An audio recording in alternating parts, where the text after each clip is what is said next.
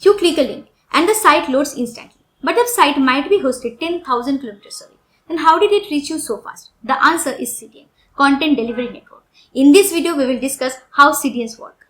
From Anycast routing that connects you to the nearest edge server to smart techniques such as prefetching, route-specific TTL, caching rules set via cache control header. We'll also discuss how CDN keeps content fresh using cache revalidation with ETAG and last modified timestamp, and how shielding protects origin server during high traffic spikes. Let's start the video by understanding what CDN is. CDN is a globally distributed group of servers that improves the content delivery performance by bringing content closer to the user.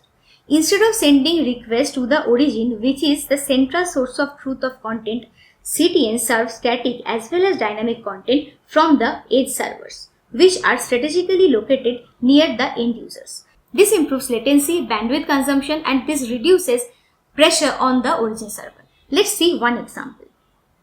Here, this red dot is the origin server which is located in the US, and these green dots are the edge servers. Now let's say a user from India sends a request. Then this request will be served by the nearest edge server, not by the origin server. The magic behind CDNs begin with the DNS. When you enter a URL, the DNS resolver resolves this domain name to a CDN IP, to be specific, an Anycast IP, which is advertised by hundreds of edge servers. With Anycast routing, a request will be served by the nearest or the most optimal edge server depending on availability, geography, and latency. Let's say, for example, you want to access a website called abc.com. Now the DNS resolver will resolve this domain name to an IP. If CDN is not used, then this domain name will resolve to the IP address of abc.com. And if CDN is used, then this will resolve to the Anycast IP, for example 192.0.2.1. Now when the request comes to the edge server, it checks the local cache to see if the content is present or not. Here, three situations can happen. First, the content is present. We call it as cache hit. And in case of cache hit, edge server immediately sends the response back to the user. The second scenario is the content is not present. And the third scenario is content is present but it has expired. So both this second and third scenario is known as cache miss. In case of cache miss, the edge server will send request to the origin server to get the content. After edge server gets the content from origin, it stores it for future reference and it sends it back to the user. These cache misses increase the latency. So in order to reduce the cache miss and improve the cache hit, many CDN servers provide a feature called prefetching. In prefetching, the CDN can proactively fetch content and store it in the edge server even before it has been requested by the user. For example, if analytics show that the trending products page will have high traffic volume, in that case CDN can proactively fetch that particular page and store it in the edge server. And whenever a request comes from the user, it can immediately send the response. This will improve the user experience as well as the latency. Now let's discuss the third scenario where the data was present but it was not valid. So we were saying that data was expired. So how does CDN know that the data has been expired? The answer is TTL. The origin server can include this cache control header in the HTTP response when it sends the content to the edge server. For example, here it is mentioning cache control max age equals to 3600. This 3600 is the TTL. So this is informing the CDN that the content will be valid for 3600 seconds, that is 1 hour. After 1 hour, the content will expire. It can also include some other directives such as stale while revalidate. When we say stale while revalidate equals to 300, this means that CDN can continue to serve stale content for 5 minutes and fetch the updated content in the background asynchronously. You can set different TTL for different type of content based on how frequently they change. For example, for static assets such as logo.png or response of legal/privacy, we can say that this content will not change very frequently. So we can have a long value as TTL. For example, here we are saying 1 year. On the other hand, for content which will update very frequently, for example, the response of inventory which might change every minute. So for this we should assign some short TTL, for example, a minute. Setting different TTL for different content depending on the nature of the content instead of setting a single TTL for all resources increases the performance. Whenever a TTL expires, the edge server contacts the origin server to get the content from the origin. But it may happen that the content has not been changed on the origin. So in such scenario, bringing the entire data from origin to edge server will consume network bandwidth unnecessarily. So to mitigate this, CDNs use conditional request.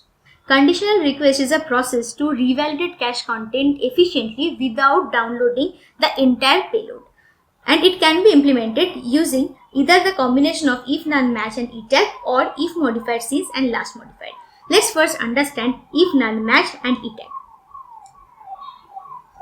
Etag or entity tag is a unique version identifier assigned by the origin server to a particular version of a resource. So whenever the content changes, the value of the etag also changes. The origin sends the HTTP header etag with the value of the current etag. CDN stores this etag value against the content. When the content expires, the edge server will send this request to the origin, where it will include the header if null match and it will include the stored etag value. And after getting this request, origin will compare the etag that it got from the edge server and the current etag value. If these two values match, in that case it will understand that data has not been changed. So it will send 304 not modified and it will not send the entire payload. And if there is a change in the content, in that case origin will respond with 200 OK and it will send the updated etag and the entire payload. This method reduces bandwidth consumption as it avoids sending unchanged data. Now let's understand the second method, that is if modified since and last modified. Here the origin sends the header a last modified and the value of last modified is the timestamp when the content was last changed.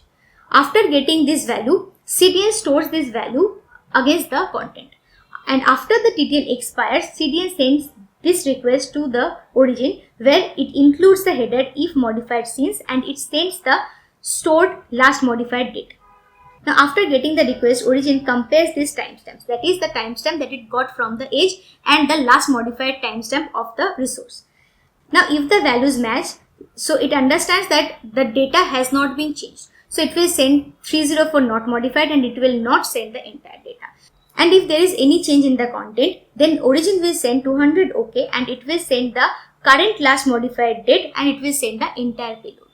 This method is simpler than the first method, but it is not as precise as the first one, as it does not account the changes that occur within 1 second and it is dependent on server time synchronization. In large-scale CDNs, there can be millions of edge servers. Now simultaneous cache miss for a particular resource in such scenario will put lots of pressure on the origin server and that may result into downtime.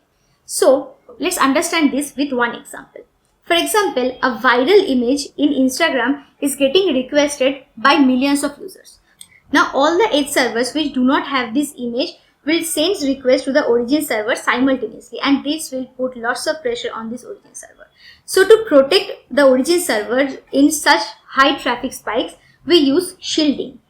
In shielding, the request from edge server directly goes to shield server instead of going to the origin server. And if the shield server has the data, it sends back the response. If it does not have the content, it contacts the origin server and fetches the content, stores it for future reference and sends it back to the edge server. CDN service providers such as Fastly lets the admin select the shield server during configuration, while Akamai auto-selects the shield servers. While we can have millions of edge servers, but the number of shield servers are very few. And these shield servers act as a caching buffer and it absorbs the origin traffic spike. Now let's discuss a scenario where we want to invalidate a content even before its TTL expires. Here comes purging.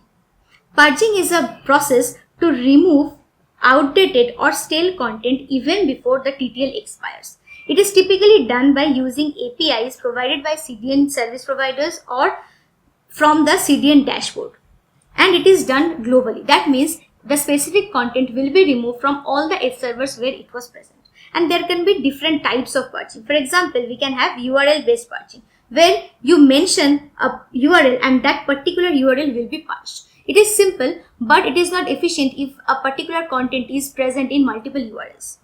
Now the second one is wildcard based purging, where a group of URLs get purged by matching patterns.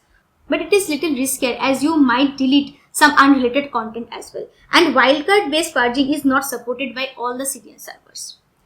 Now the third one is tag based purging. Modern CDNs like Fastly, Cloudflare provide a more precise cache purging technique where they use logical tag embedded in the HTTP response header. Fastly uses surrogate key while Cloudflare uses cache tag.